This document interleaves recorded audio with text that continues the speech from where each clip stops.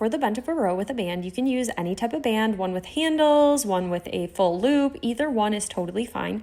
What you'll want to do is you'll want to secure the band down underneath your feet. From here, you want to be about hip width apart as far as your feet go, and then you're going to hinge over at the hips. From here, you're going to row backwards. Think about bringing your wrist back to your hip. We want to do our best to stay in a horizontal or a bent over position. Now, depending on your proportions and the band length, you may want to wrap it around a couple more times so that it has appropriate tension at the bottom of the movement. So you can wrap it around both feet or just one of the feet an extra time, but make sure that each handle is the same height on both sides.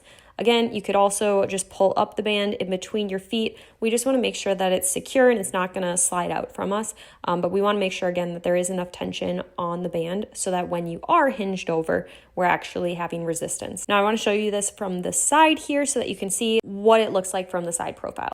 From this side position, you can really see we do not want to pull upwards. We want to think about driving our elbows or our wrists back towards our hip. It's almost like a diagonal. Now, just to show you this with a different style of band, so here is the full loop resistance band. For this one, again, you have different options. You can loop it around your feet. You can pull up and actually create two handles here for yourself. It's totally up to you and what feels best for you. You can also just use it as one. Either which way, again, we're getting into that same position. We're pulling back, not pulling up towards our shoulders. We want to pull back towards our belly button or our hips. Now with this band, in order to create extra resistance, you may just want to grip further down on the band. Totally up to you since there's no handles. One final option as far as the different band setup goes, you can actually take this out and create two different handles. So hold it one on each side and then just step onto it just like you would if you were using a handled band. This can kind of create handles for you.